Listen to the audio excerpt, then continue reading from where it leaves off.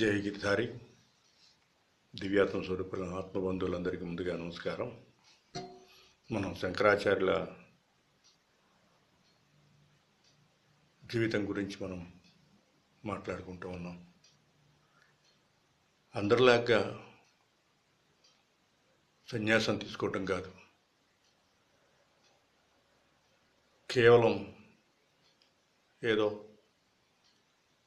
ఆవేశపూరితంగా సన్యాసం తీసుకోవటం కాదు, వైరాగ్యం పొంది సన్యాసం తీసుకున్నారు శంకరాచార్యుల వారు.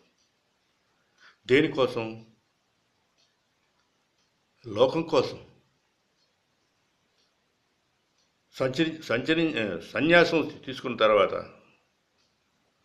లోకం మీద మమకారం లేకుండా, తన మీద వ్యామోహం లేకుండా ఈశ్వరుని పాదాలు పట్టుకొని నిరంతరం తనను తాను ఉద్ధరించుకుంటూ లోకం కోసం పాటుపడ్డవాడు శంకరాచార్యుల వారు. శంకరులు సాక్షాత్తు పరమేశ్వరులే అంటారు. జ్ఞాన వైరాగ్యాల వరకే అన్నపూర్ణ స్వస్థం చేశారు. శంకరులు కైలాస శంకరుడే కాలడి శంకర్ అంటారు. మన మహర్షులంతా కూడా సాక్షాత్తు పరమేశ్వరుడే ఈ భువిని ఉద్ధరించడం కోసం శంకరాచార్యగా అవతరించాడని చెప్పని అంటూ ఉంటారు. నేను మారాలని నిర్ణయం తీసుకుంటే చాలు, మారాలి అనే ఒక భావన కలిగితే మనలో మార్పు వస్తుంది తప్ప ఏదో ఊరికినే అలా అలా చూసుకుంటూ పోతే ప్రయోజనం లేదు. మనసుని సంస్కరించుకునే అవకాశం భగవంతుడు మనకిచ్చాడు. ఏ పశువు పక్షికి కూడా లేదు అవకాశం. కేవలం ఒక్క మనిషికి మాత్రమే ఉన్నది. అద్భుతమైన ప్రపంచాన్ని సృష్టించాడు. చూడండి, కన్ను తెరిచి చూస్తేనే మనకు అర్థమవుతుంది తప్ప లేకపోతే ఇంకోటి లేదు. మారడానికి ఉపదేశాన్ని ఇచ్చేటువంటి మహాత్ములు పంపించాడు. ఎంతో జ్ఞానాన్ని అందించేటువంటి మహాత్ములు మన భారతదేశంలో ఉన్నారు. యావత్ ప్రపంచం మొత్తం కూడా భారతదేశం చూస్తూ ఉంది. భగవంతుడు అంతటా ఉన్నాడు, కానీ ఆ రూపాన్ని చూసే యోగ్యత మనకి ఉందా లేదా అని ఆలోచన చేసుకోవాలి. గుర్తించగలిగే యోగ్యత లేదు. ఉన్నాడు, కనిపిస్తున్నాడు, కానీ కంటికి కనపట్టలేదు. అది గుర్తించాలి. అది గుర్తించినప్పుడే మనకి గుర్తు తెలుస్తుంది, లేకపోతే ఇంకోటి అవకాశమే లేదు. విశ్వసించే యోగ్యత లేదు మనకి. ఒక విశ్వాసం ఉండాలి. ఒక బిడ్డకి తల్లి మీ నాన్న ఇతనే అంటేనప్పుడే అతనికి విశ్వాసం కలుగుద్ది. వాస్తవంగా తన తండ్రి ఎవరో తన తల్లికి తప్ప ఇంకోటి ఎవరికి తెలియదు. తల్లి మీద విశ్వాసం. విశ్వరూపం చూసిన అర్జునుడికి అర్థం కాలేదు. 18 అధ్యాయాలు చెప్పాడు, కానీ చిట్ట చివరికి విశ్వరూపం కూడా చూపించాడు. ఆయనకే అర్థం కాలేక ఇంకా మనకేం అర్థం అవుతుంది చెప్పండి?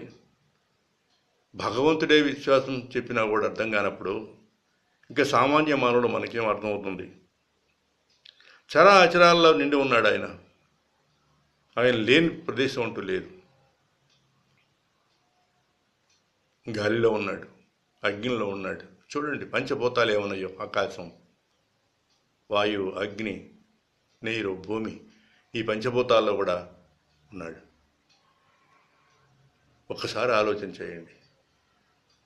మనం పీల్చుకునే గాలిలో 2 రకాల పదార్థాలు పెట్టాడు. ఎవడు పెట్టాడు? Oxygen, carbon dioxide.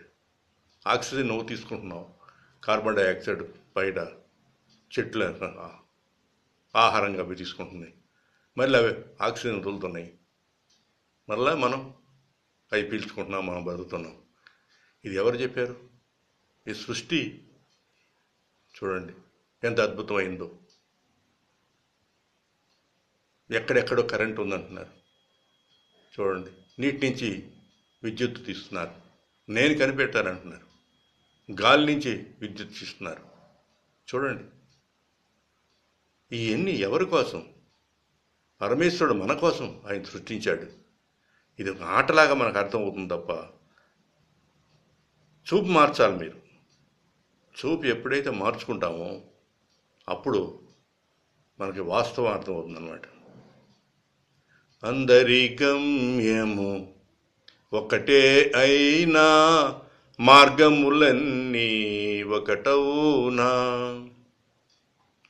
అందరి గమ్యము ఒకటే అయినా మార్గములన్నీ ఒకటవునా.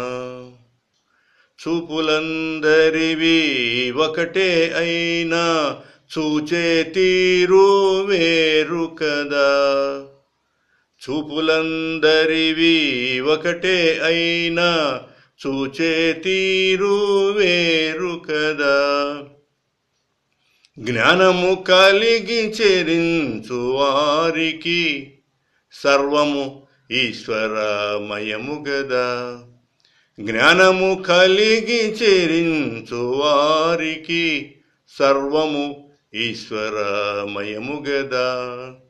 రామ రామ జయ రాజారాం, రామ రామ జయ సీతారాం. రామ రామ జయ రాజారాం, రామ రామ జయ సీతారాం. రామ రామ జయ రాజారాం, రామ రామ జయ సీతారాం. అందరి గమ్యం మనం చేరాల్సింది ఎక్కడికి? పరమేశ్వరుని పాదాల వద్దకు. అందరి గమ్యం ఒకటే అయినా మార్గములన్నీ ఒకటవునా. మనం ఏ మార్గం వెళ్ళాలో మనకు అర్థం కావట్లేదు. అందరి తపన పరమేశ్వరుని చేరాలి చేరాలి అని తపన పడుతున్నారు.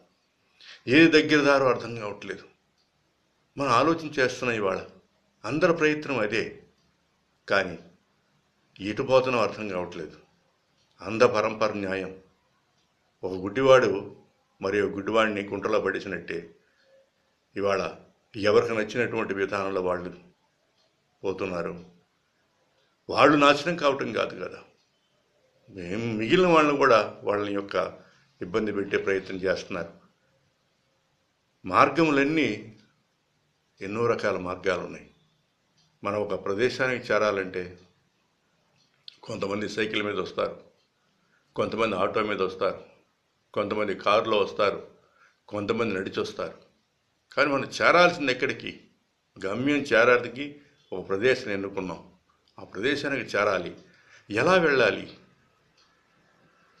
అనేది మన చేతుల్లో ఉంది. ఈ మార్గం మంచిదా చెడ్డదా? ఇది ఇంత ఋషులు చెప్పిందా? ఇది వెళ్ళే సొంతమా? మనం ఋషి అంటే వేదం ఎవరు చెప్పారో, ఏం చెప్పిందో దాన్ని విశ్వసించాలి తప్ప ఇవాళ ఏ కొత్త కొత్త విధానాలు వచ్చి కొత్త కొత్త పద్ధతులు వచ్చి ఇవన్నీ కూడా చెప్తూ ఉంటే, శంకరాచార్యులు కూడా ఆ రోజు కూడా అనేక రకాల బౌద్ధులు ఉన్నటువంటి స్తూపాలు ఎన్నో ఉన్నాయి. వాళ్ళ ప్రచారం ఎక్కువైపోయింది. దాన్ని అంతా కూడా ఖండిస్తూ అద్వైతం అసలు ఎంత హాయి అండి ఇది. దేనికోసం తపన పట్టం? నువ్వు తెలుసుకుంటే చాలు, నువ్వు తెలుసుకో చాలు. ఎప్పుడైతే ఆ ప్రశ్న పడిందో భగవంతుని ఎతకాల్సిన పనే ఉంది. నీలోను ఉన్నవాడు ఉన్నాడు తెలుసుకోవటమే నువ్వు చేయాల్సింది. ఎన్నోసార్లు మనం అనుకున్నాం, మెడలో ఒక బంగారు చైన్ ఉంది, ఆ చైన్ కనపడలేదు, వెనక్కి వెళ్ళిపోయింది, ఎంత ఎతికినా లభించదు. ఎప్పుడైతే ఒకసారి తడివిని చూసుకుంటే అది చైన్ ఉన్నట్టు తెలుస్తుంది. అది పోయిందా? పోలా, ఉన్నది కానీ ఉన్నట్టు తెలియలే. అలానే పరమేశ్వరుడు అంతటా ఉన్నాడు, నీలోనే ఉన్నాడు, ప్రతి ప్రాణిలో ఉన్నాడు. దాన్ని మనం చూపు మార్చుకుంటే చాలు తప్ప ఇంకోటి అవకాశమే లేదు. అందువల్ల మీ చూపు ఒక్కసారి మార్చుకొని మనం చూసే చూపు ఎలాంటిది అనేది ఒక్కసారి ఆలోచన చేసుకుంటే మన మనస్సు మారిపోతుంది, పరమేశ్వరుతో సంబంధం పెరుగుతుంది. హరి ఓం తత్సత్.